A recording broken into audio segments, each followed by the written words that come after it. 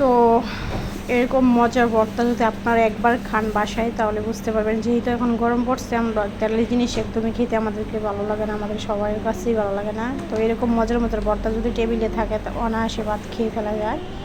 তো এরকম ভর্তা যদি টেবিলে থাকে কখনোই লোভ সামলানো যায় না, ভাত খাওয়ার জন্য মনটা একদম উতলা হয়ে যায়। তো এরকম মজার মজার টিপস পেতে অবশ্যই আমার চ্যানেলটাকে ফলো করবেন, আর ভালো লাগলে চ্যানেলটাকে সাবস্ক্রাইব করবেন, করে পাশে থাকবেন এবং লাইক কমেন্ট করতে একদমই ভুলবেন না। তো দেখুন কতটা লোভনীয় হয়েছে ভর্তাগুলো, মিষ্টি কুমড়া ভর্তা আর হচ্ছে গুলো আলুর ভর্তা। তো অনেক মজা হয়েছিল। তো আজকে অনেক মজা করে ভাত খেলাম ভর্তা দিয়ে, 2 রকমের ভর্তা। তো প্রথমে আমি এখানে আলুগুলো সিদ্ধ করে নিলাম, তারপরে ভাত বসিয়ে দিলাম হাঁড়ির মধ্যে। ভাত হচ্ছে গরম গরম ভাতের সাথে গরম গরম ভাতের সাথে একদম জমে যাবে শুকনো মরিচের ভর্তাটা। তো এখানে নিয়ে নিলাম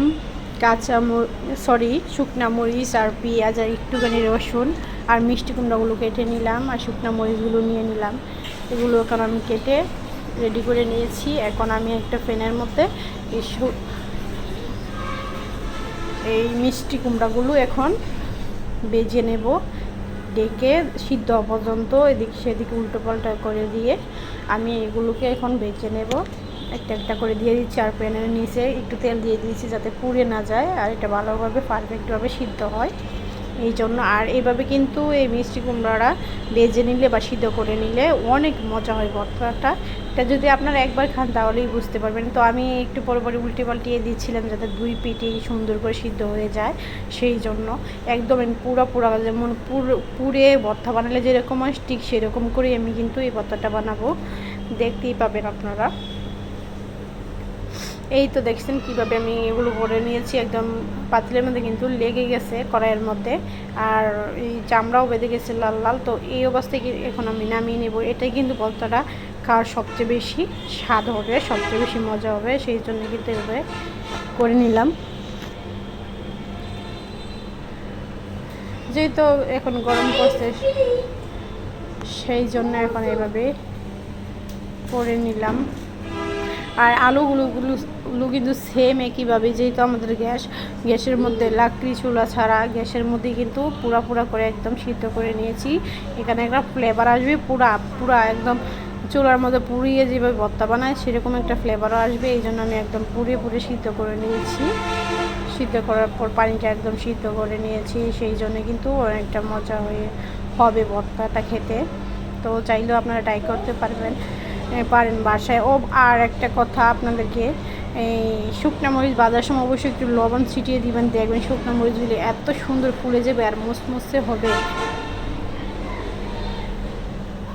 তো আমি ওই শুকনো মরিচগুলো ভেজে নিলাম, আর এই যে আমি লবণ ছিটিয়ে দিলাম, দেখতে পাচ্ছেন। তো এখন আমি পেঁয়াজগুলো ভালো করে সুন্দর করে ভেজে নিয়েছি, একদম লাল লাল করে পেঁয়াজগুলো ভেজে নিলাম। তো এখন আমি চলে আসলাম ভর্তা করার জন্য।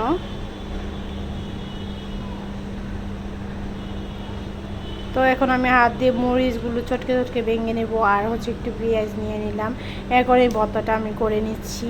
এইটা যদি আপনারা একবার বিশ্বাস করেন এভাবে পেঁয়াজটা ভালো করে ভেজে, তাহলে আপনারা বুঝতে পারবেন এটা যে কী যে মজা লাগে।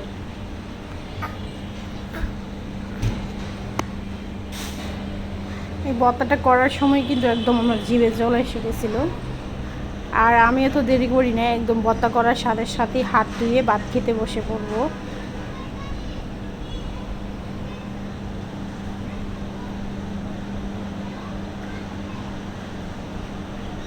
হাত দিয়ে মুড়ে কিন্তু ভর্তাটা করলে কিন্তু সেরকম মজা লাগে। আর এই আলুটা যদি এরকম পুরো হয় কিন্তু ভর্তাটা একদম সেই। আপনারা যদি একবার বানিয়ে খান তাহলেই বুঝতে পারবেন, আমি সত্যি বলছি না কি মিথ্যে বলছি।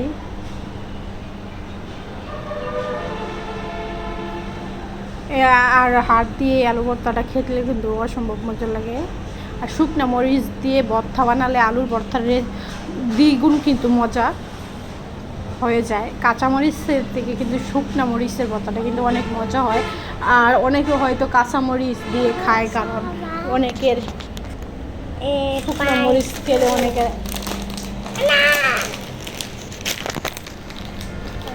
তো যাই হোক শুকনো মরিচ খেলে অনেকের হয়তো পেট ব্যথা করে, এই জন্য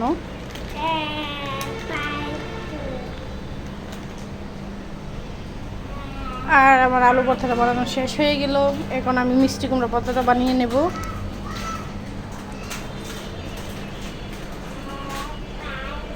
আর ভর্তাটা বানানোর সময় তো আমার ছেলে আমাকে অনেক ডিস্টার্ব করছিল, তো তাকে সে তো একদম বলছিল যে ভর্তা খাবে এটা সেইটা, আর পাশে দিয়ে আসছিল ভর্তা খেয়ে তার জ্বালা দিয়ে সে এবার বিস্কিট খুলছে, প্যাকেট খুলে এখন খাবে, আমি খুলে দিয়েছি।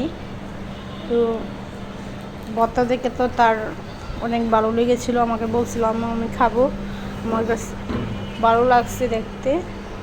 তো সে তো ছোটো মানুষ খেতে পারবে না, তাই তাকে বিস্কিট দিয়ে দিলাম, সে একটু ইয়া করছিল। আচ্ছা যাই হোক, বিস্কিট খুলে দিলাম। এখন আমার ভর্তাটা রেডি হয়ে গেল। দেখতে পাচ্ছেন মাশাআল্লাহ কতটা সুন্দর হয়েছে, খেতে কিন্তু অনেকটা লোভনীয় লাগবে, অনেকটা ভালো লাগবে।